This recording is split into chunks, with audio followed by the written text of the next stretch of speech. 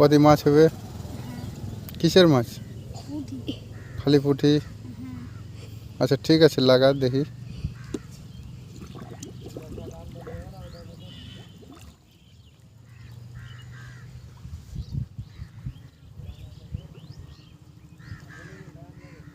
কতক্ষণ পরে উঠাবি?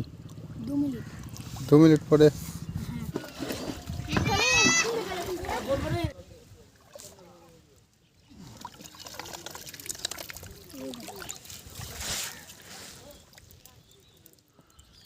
কটি হলো মাছ সকাল থেকে?